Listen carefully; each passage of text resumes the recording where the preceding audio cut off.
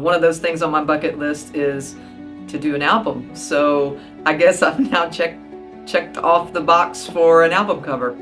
You know, all that's next is recording the actual album.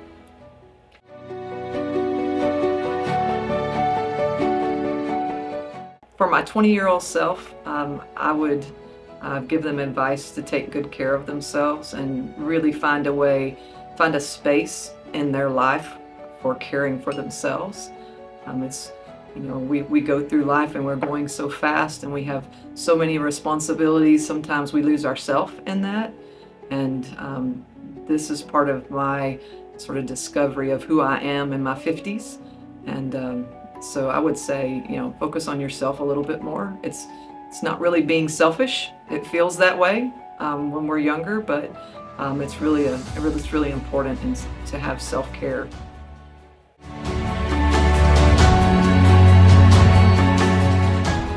I am blessed every day to wake up and go to a job that I love, doing things for other people.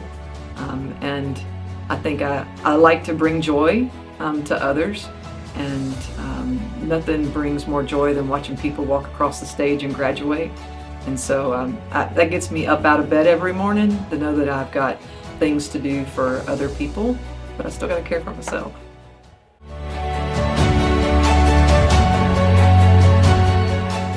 In my life, I have probably felt the most confident on stage when I'm singing.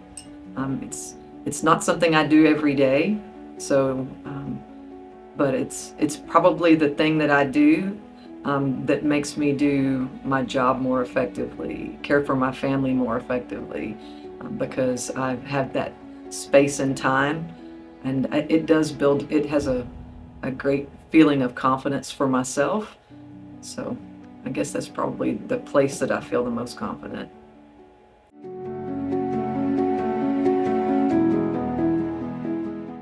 I think that social media, with all of the filters and people only putting their best moments on social media, it's really easy to try to compare yourself to that. And I think that this is really important for me because I'm like a regular person. I'm a regular woman, and a regular woman in my 50s. And I think that if more of us would allow ourselves to be filmed and put on social media, then hopefully more people would feel better about their real selves.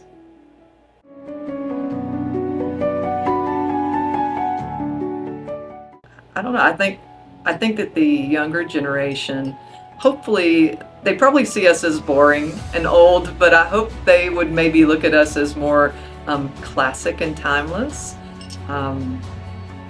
It's girls. I grew up in non-traditional fields that were non-traditional for females, and I was usually the only girl, the only woman in the group. And it's really important to maintain your identity.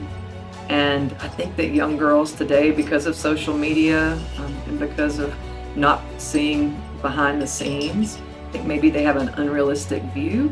And I just want to empower all young women to move into any field they want to go into, even if it's non-traditional for a woman.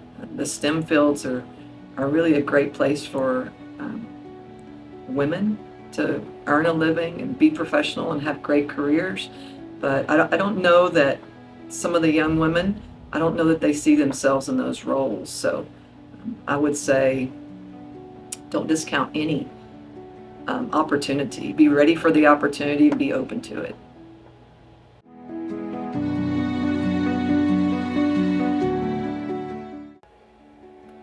I think this was a great experience for turning 50, although I might be a little older than that.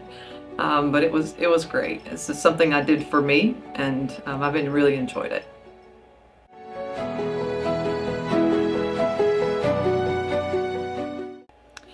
So before I got to the photo shoot, I was pretty nervous.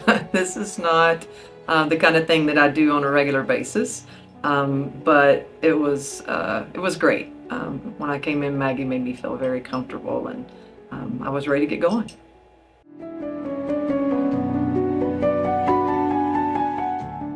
I think it was great. I really enjoyed it, and now I have other ideas, and now I want to do it again.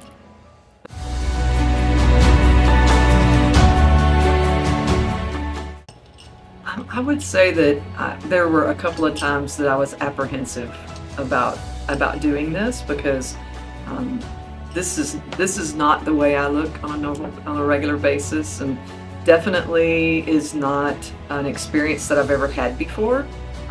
But I would say it's probably a bucket list item as well. But I don't want to say I've checked it off because I might want to do this again. But it's been a pleasure. It's been empowering for me to do this, and I would suggest other women, don't think about that you're 50 and you're old and you're not a perfect body, because it's what we are, and it's beautiful.